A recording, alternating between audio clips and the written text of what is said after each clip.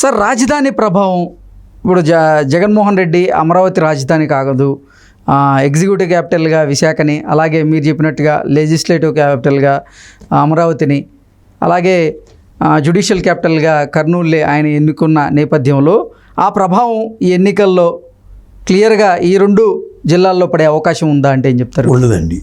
ఎలా ఉండదంటే ఎందుకు చెప్తానంటే, ఇప్పుడు అక్కడ గెలిచినటువంటి ఎమ్మెల్యే రాజధాని ఇక్కడి నుంచి వెళ్ళిపోవటానికి ప్రధాన కారణం ఉండదు. మంగళగిరి నుంచి గెలిచినటువంటి వాడు పార్టీ నుంచి కూడా వెళ్ళిపోయాడు, మళ్ళీ పార్టీ వెనక్కి వచ్చాడండి. అంచేతను షర్మిల దగ్గరికి వెళ్ళాడు. ఆయనకు ఒక స్టాండర్డ్ లేదు అక్కడ. ఎందుకంటే కమ్యూనిటీ బేస్ తోటి ఇతర కమ్యూనిటీస్ సపోర్ట్ చేయడంతో గెలిచాడు తప్ప ఆయన వ్యక్తిగతంగా గెలిచినటువంటి వ్యక్తి కాదు. అంచేత ఏంటంటే ఈ పేదలు అందరూ కూడా భూమించినటువంటి వాళ్ళు పెద్దవాళ్ళు ఇచ్చారు, పేదవాళ్ళు ఇచ్చారు. ఆ విధంగా అక్కడ నాశనం అయిపోయాడు. ఈ మధ్య ఒక వీడియో వచ్చింది, చాలా బాధ వేసింది అది చూస్తుంటే నాకు. చాలా ఎందుకంటే మనసు తరిగిపోయింది. ఇటువంటి ప్రాంతాన్ని సస్యశ్యామలంగా ఉండేదని నేను వెళ్ళాను ఆ ప్రాంతం అంతా. నేను చెప్పిన గంగరాజు గారు కూడా అక్కడ చాలా ల్యాండ్స్ ఉన్న ప్రాపర్టీస్ ఉన్నాయి. ఆయన పాపం నేచురోపతి హాస్పిటల్కి మంత్రి సత్యనారాయణ గారి హాస్పిటల్ మొట్టమొదటిలో పెట్టిన హాస్పిటల్ అక్కడే. ఆ ప్రాంతం అంతా కూడా ఎంతో డెవలప్ అనుకున్నారు వాళ్ళందరూ కూడా. కానీ ఈ రివర్స్ గేర్లో వెళ్ళినటువంటి ముఖ్యమంత్రి వచ్చిన తర్వాత అది బీడిపడిపోయి పాడుపడిపోయి. అదే సార్, అంటే రివర్స్ గేర్లో వెళ్ళడం వల్లే ఆ ప్రభావం ఖచ్చితంగా జగన్మోహన్ రెడ్డి పార్టీ మీద పడే అవకాశం ఉంది కదా? ఖచ్చితంగా ఉందండి. ఎందుకంటే అక్కడ చదువుకున్న వాళ్ళంతా వచ్చి తిరిగి వ్యతిరేకంగా ఓటేశారు. ఇప్పుడు రేపు వచ్చే ఎలక్షన్ మామూలు ఎలక్షన్ కాదండి, రిజల్ట్ అంతా కూడా ఎక్కడ పెట్టుకుంటారు తలకాయ, ఎక్కడ ముఖం పెట్టుకోవాలో చెల్లనటువంటి రీతిలో. ఓకే, మళ్ళీ ఎక్కడికి ఎందుకంటే నాయకులు మనం చూసిన ఎలా మాట్లాడారు, వాళ్ళు ఎలా ప్రవర్తించారు, ప్రజల మీద ఎలా వాళ్ళు దౌర్జన్యం చేశారు, పోలీసులు అడ్డు పెట్టుకుని పోలీసు రాజ్యంగా మార్చేసినటువంటి వ్యవస్థ గత 5 సంవత్సరాల్లో మన ఆంధ్రప్రదేశ్లో చూసామండి. అటు పోలీసు రాజ్యం పోవాలని అనుకుంటున్నారు, ప్రజారాజ్యం రావాలనుకుంటున్నారు. అంచేత ప్రజారాజ్యం వచ్చేటువంటి పరిస్థితి ఈవేళ నిర్ణట్టుగా అమరావతిలో ఉంది. అమరావతిని చూస్తే, ఎందుకంటే అమరావతి ఎవరి రాజధాని కదండి, గ్రేటెస్ట్ ఇదివరకు ఒకప్పుడు గొప్ప రాజధాని అది. అదంతా కూడా దాని మీద పుస్తకాలు వచ్చాయి. మన పుత్తూరు వెంకటేశ్వరరావు గారు రాశారు, ఎంతోమంది కవులు రాశారు రాజధాని అక్కడ పెట్టడం మంచిదని పెట్టి. వీళ్ళంతా సలహా ఇచ్చారు. ఇది రామోజీ గారు ఇచ్చిన సలహా, వెంకయ్యనాయుడు గారు ఇచ్చిన సలహా కాదు అది. ఏంటి ఒక రివర్ బెడ్, ఓ పక్కన ఉన్నటువంటి రివర్ పక్కన మంచినీళ్ళకి ప్రాబ్లం ఉండకూడదని. నిజానికి నేను ఒక మాట మీకు ఎంతవరకు చాలామందికి ఎవరికి తెలియదండి. నేను ఫస్ట్లో విడిపోయిన వెంటనే నేను ఒక రిపోర్ట్ పట్టుకెళ్ళి ఆ సుగతిపతి గారు ఇచ్చాను. ఎందుకంటే విశాఖపట్నం రాజధాని చేయమని. ఎందుకంటే పోర్ట్ సిటీస్ అన్ని క్యాపిటల్స్గా ఉన్నాయి భారతదేశంలోని. ఎందుకంటే ముంబై కానీ, ఇటు మనకి తిరువెంటర కానీ, ఇవన్నీ పోర్ట్ సిటీసే. అంటే కలకట్టా కానీ అన్ని పోర్ట్ సిటీసే ఎక్కువ మనకి రాజధానిగా ఉన్నాయి. దానివల్ల ఎన్నో బెనిఫిట్స్ కూడా ఉన్నాయి. Visakhapatnam is a beautiful city అవుతుందని నేను ఒక రిపోర్ట్ కూడా ఆయన పట్టుకెళ్ళి ఇచ్చాను. అప్పుడు ఇంకా డెసిషన్ తీసుకోలేదు, కనీసం కమిటీ కూడా వేయలేదు. మన బిల్లు వచ్చినట్టు నేను చెప్పినటువంటి మాట. ఆయన దాన్ని ఊరికాల చూసాడండి, దాన్ని సీరియస్గా తీసుకోలేదు. అయితే ఈలోగా మనం ఎన్ని రాజకీయాలు మారిపోయి ఏమేమి మారిపోయినాయో, ఎన్ని రకాల ఒత్తిళ్ళు వచ్చినాయో, దానికి కారణాలు ఏంటో మనం తెచ్చిపోతే ఎండ్లెస్ అండి ఇది. అంచేత ఒక నిర్ణయం జరిగింది, పార్లమెంట్ ఆమోదించింది. మోడీ గారు వచ్చి ప్రామిస్ చేశాడు, ఢిల్లీ కన్నా గొప్ప రాజధాని. నేను ఆ ప్రారంభోత్సవానికి కూడా వెళ్ళాను. అటువంటి నీళ్ళు పట్టుకొచ్చేసాడు, మట్టి పట్టుకొచ్చేసాడు, దాన్ని శ్మశానం కింద తయారు చేశాడు మట్టి వేసిన తర్వాత. మరి ఈవేళ బీజేపీ నాయకులు డబల్ రోలు డబల్ టంగు ఎక్కడైనా ఉందంటే ఆంధ్రప్రదేశ్లోనే ఉంది. ఆంధ్రప్రదేశ్లో వాళ్ళు చేసినంత ప్లే ప్యాకెట్లో కూడా నా ఉద్దేశం పాండవులు కూడా మాయచేసిన మైసభ ఏదైతే ఉందో, మైసభ కానీ అక్కడ శకుని కానీ ఆడినటువంటి పాసికలు అంత జోదం ఆడినటువంటి బీజేపీ పగలొక యాక్షన్, రాత్రి ఒక యాక్షన్. అక్కడ ప్యాకేజీ తీసుకున్న నాయకులు, ప్యాకేజీ తీసుకున్న మంచి నాయకులు ఉన్నారు. ఆర్ఎస్ఎస్ వచ్చిన వాళ్ళు. ఇక్కడ ఎవరో ఆర్ఎస్ఎస్కి సంబంధించిన వ్యక్తి, హైదరాబాద్లో ఉన్నటువంటి వ్యక్తి అక్కడ ఇన్ఫ్లుయెన్స్ చేశాడని, ఆయన పేరు భాగయ్యో యోగ ఏదో ఉన్నారు, నాకు పూర్తిగా తెలియదు ఆయన పేరు. ఆయనే డ్రామా ఆడాడని. ఇక్కడ 10 లక్షల కోట్లు ఇన్వెస్ట్ చేస్తే అక్కడ 10 రూపాయలు కూడా ఇన్వెస్ట్ చేయలేదు. మేము ఐఐటి పెట్టాం, ఐఐఎం పెట్టాం, అవి పెట్టామని తప్పు నాకు పెట్టాలి. ఎన్నో పరిశ్రమలు ఇక్కడ ఉన్నాయి. ఇవన్నీ రాలేదు అక్కడికి, అడిగిన వాళ్ళు లేడండి. దీన్ని మనకి ఇక్కడ ఎంతో కోల్పోయాం, కొన్ని లక్షల కోట్ల రూపాయలు పోయి, అంతకన్నా ఒక గొప్ప రాజధాని కోల్పోయాం. ఇప్పుడు మనం దాన్ని చర్చకి వెళ్తే చాలా సీరియస్గా చేయాల్సి ఉంటుంది.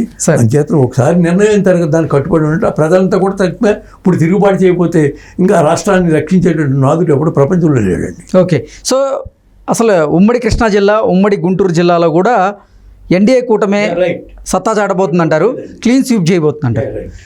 ఉమ్మడి ప్రకాశం జిల్లా పరిస్థితి 2 స్థానాలు బలమైన అభ్యర్థులు, డబ్బు ప్రభావం, కుల ప్రభావం ఉంటే అక్కడక్కడ రావచ్చు. ఓకే, ఉమ్మడి ప్రకాశం జిల్లా పరిస్థితి ఏంటి సార్? ఉమ్మడి ప్రకాశం జిల్లాలో మొత్తం 12 అసెంబ్లీ నియోజకవర్గాలు ఉన్నాయి. 12 అసెంబ్లీ నియోజకవర్గాల్లో టీడీపీ ఎన్ని చోట్ల గెలిచే అవకాశం ఉందంటారు? మొన్నటి వరకు బాలనాగిరెడ్డి గారు ఒక అడుగు ఇటుకు ఒక అడుగు అటుకు పార్టీ నుంచి వెళ్ళిపోతాను ఉంటాను, మళ్ళీ మా చుట్టాలు మా బంధువులు అని డ్రామా ఆడొచ్చాడండి అక్కడికి. అలా ఆడకుండా ప్లెయిన్గా ఒకప్పుడు ప్రకాశం జిల్లా అంతా కూడా పెద్ద సపోర్ట్ టీడీపీకి ఉండేది. ఎందుకంటే కారణం బాలరాముడు, అందరు దగ్గుబాటి వెంకటేశ్వరరావు గారు అంతా అలాంటి పార్టీలో గెలిచినటువంటి వ్యక్తులు ఉన్నారు, పవర్ఫుల్ లీడర్స్ వచ్చినటువంటి. అలాగే మాదాల కుటుంబం నుంచి వచ్చినటువంటి వాళ్ళు ఒక గ్రేట్ లీడర్ ఉండేవారండి. ఆయన కమ్యూనిస్ట్ పార్టీలో ఆయన ఓడించడం కోసం ఆ రోజుల్లో కాంగ్రెస్ పార్టీ, ఇందిరాగాంధీ వీళ్ళంతా కృషి చేసి జగ్గయ్య గారిని, సినిమా యాక్టర్ జగ్గయ్య గారిని తీసుకొచ్చి పోటీ పెడితే ఆ రోజుల్లో జగ్గయ్య గారు గెలిచారు. అంటే అంత గొప్ప కమ్యూనిస్ట్ బేస్ ఉన్నటువంటి ప్రాంతం అది. మన మాదాల రంగారావు గారి సినిమాలు చూస్తున్నాం, వాళ్ళ ఫ్యామిలీ నుంచి వచ్చినటువంటి వాళ్ళు. అలాగా అటువంటి ఆ జిల్లా ఈవేళ కులతత్వంతో ఉన్నటువంటి జిల్లా కింద మారిపోయింది. అలాగే మా మాగుంట సుబ్రహ్మణ్యరెడ్డి గారు అక్కడ గెలిచారు. ఆయన తర్వాత వెనక ఆయన అసాసినేట్ చేశారు. ఇట్స్ ఏ గ్రేట్ పర్సనాలిటీ అండి. అలాగే పార్వతమ్మ గారు వాళ్ళ భార్య అక్కడి నుంచి గెలిచారు, అసెంబ్లీకి వెళ్ళారు ఆవిడ. అలాగే వారి సోదరుడు సుబ్రహ్మణ్యరెడ్డి గారు సోదరుడు శ్రీనివాసరెడ్డి గారు సర్వీస్ ఓరియంటెడ్, వాళ్ళు సర్వీస్ చేశారు. బిజినెస్ అనేది ఎవరికి ఉంది ఇప్పుడు భారతదేశంలో? అదాని వారు వచ్చి మన పోర్టు కొనేసాడు. ముఖేష్ అంబానీ గారు మన ఇక్కడ ఆయిల్ గెయిల్లో ఆయిల్ అంతా తోడేసాడు, ఆయన మీద కేసు నడిచింది. ఇలా బయట వచ్చి దొంగలు చాలామంది వచ్చినట్టు మన దర్శనం దోసి వెళ్ళిపోయినట్టు అప్పుడు ఇప్పుడు ఉన్నారు. అంచేత ఏంటంటే అటువంటి వాళ్ళకన్నా వచ్చి సర్వీస్ చేసినటువంటి వాళ్ళు మాగుంట సుబ్రహ్మణ్యరెడ్డి గారి కుటుంబం ఆ ప్రాంతాన్ని సర్వీస్ చేసిందండి. ఆ ప్రాంతంలో వాళ్ళకు కమిట్మెంట్ తోటి గెలుస్తూ వచ్చారు.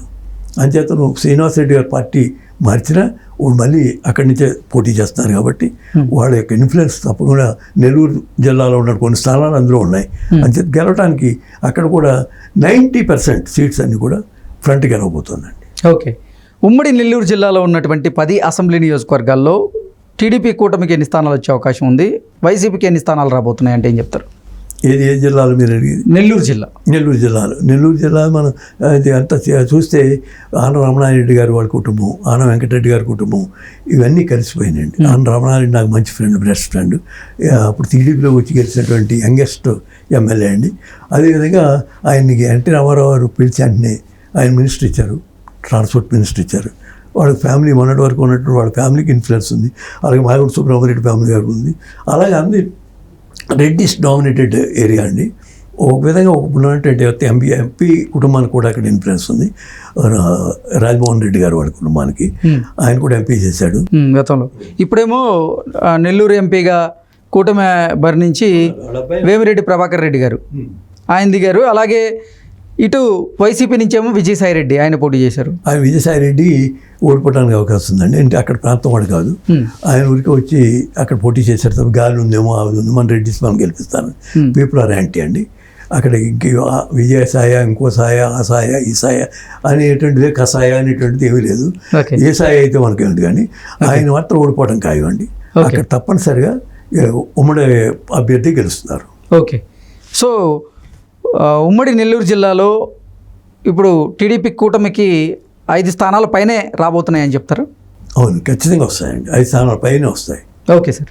నెక్స్ట్, రాయలసీమలో ఉన్నటువంటి 52 అసెంబ్లీ నియోజకవర్గాలు కనుక మనం చూసుకున్నట్లయితే చిత్తూరులో 14 అసెంబ్లీ నియోజకవర్గాలు ఉన్నాయి. 14 అసెంబ్లీ నియోజకవర్గాల్లో కూటమి ఎన్ని గెలిచే అవకాశం ఉంది, వైసీపీ ఎన్ని గెలిచే అవకాశం ఉంది? జగన్మోహన్ రెడ్డి గారు ఆయన అనుకునేది ఏంటి, రాయలసీమ రెడ్డిస్ అంతా నాకు సపోర్ట్ చేసేస్తారు, మనమే గెలిచేస్తాం, రెడ్డిలు అంతా నా పక్కన ఉన్నారు కదా, పవర్ఫుల్ రెడ్డిస్ అంతా ఉన్నారు, మాచిరెడ్డి రెడ్డి, పిన్నెల రామకృష్ణారెడ్డి లాంటి వాళ్ళు అందరూ కూడా అక్కడ కూడా ఉన్నారు, మన సత్తా ఏంటో చూపిందాం అనేటువంటిది ఛాలెంజ్ చేశారు.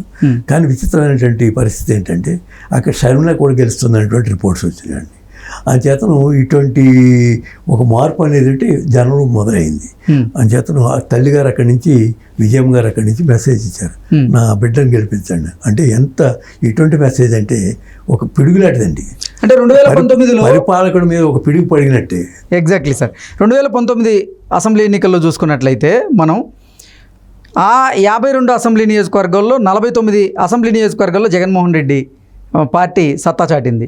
కానీ ఈసారి సీన్ మారబోతుంది. 52 అసెంబ్లీ నియోజకవర్గాల్లో ఎక్కువ శాతం టీడీపీ కూటమి అభ్యర్థులే గెలవబోతున్నారు అంటూ కొన్ని వార్తలు అయితే వస్తున్నాయి, కొన్ని సర్వేలు కూడా చెప్తున్నాయి సార్. మన టీవీ చూసుకుని వీక్షకులు కూడా రాసుకోవచ్చు. 36 స్థానాలు గెలుస్తాయండి ఇక్కడ. ఏది సార్? కూటమికి కూటమి 56 స్థానాలు 52 స్థానాల్లో ఓకే 100% 32 స్థానాలు వెళ్తాయి. ఇంకా రవిడీజానికి పాత్ర వేసేటువంటి ఎలక్షన్ అండి ఇది.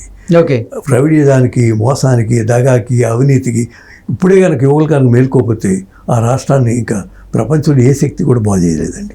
ఎందుకంటే గొప్ప గొప్ప మహానుభావులు పుట్టినటువంటి మన రాష్ట్రం ఈ దుస్థితికి రావడానికి కారణం ఈ రాజకీయాల్లో అవినీతి, డబ్బు, వీటి ప్రభావం మందు.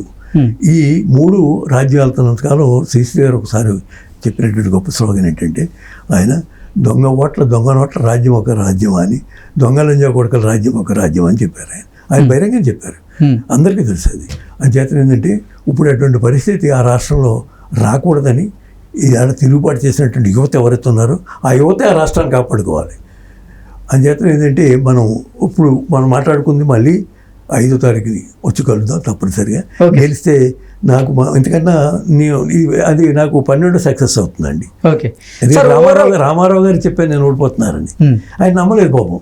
ఓకే చంద్రబాబు నాయుడు గారికి 100 సంవత్సరాలు ఫంక్షన్ జరిగినప్పుడు, రామారావు గారు 100 సంవత్సరాలు కోటపల్లి జరిగినప్పుడు ఆయన నన్ను అడిగారు, సీతారామరాజు గారు మీరు ఇప్పుడు చెప్పినా కరెక్ట్ అవుతుంది అని ఊమిని మరి అడిగారు. మీరు చూడండి, వీడియోస్ చూడండి, అన్నిట్లో వచ్చింది అది.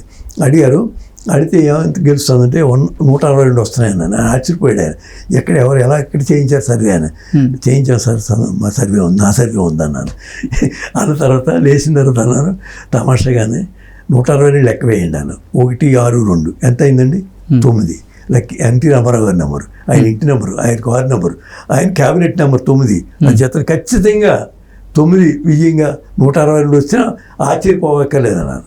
కానీ నేను వేళ కట్టుబడి ఉందండి 140 తగ్గవండి. ఓకే, మరి పార్లమెంట్ స్థానాలు సార్? పార్లమెంట్ స్థానాలు 18 వస్తాయండి. కూటమి 18 ఖచ్చితంగా వస్తాయి. ఈ విచిత్రమైనటువంటి పరిణామం ఏంటంటే 1-2 కాంగ్రెస్కి రాబోతున్నటువంటిది నేషనల్ సర్వేలు, ఇతరత్ర జరిగింది, పోలీస్ సర్వేలు, ఇంటెలిజెన్స్ సర్వేలు, ఏవో రకరకాల సర్వేలు అని వస్తున్నాయి. అందులో అన్ని సూచిస్తున్నాయి ఏంటంటే వైసీపీకి 3-4 స్థానాలు వస్తాయి. తదుపరి అన్నీ కూడా వస్తాయి, ఇతర పార్టీలకు వస్తాయి. 18 స్థానాలు కూడా వస్తాయని అదే నేషనల్ అది గవర్నమెంట్ ఎన్డీఏ కూడా అంచనా వేసింది. అంచేత తగ్గదండి. లేకపోతే మొత్తం గాలి ఉందనుకోండి 20 తగ్గదు. Okay sir, thank you so much. Thank you అండి.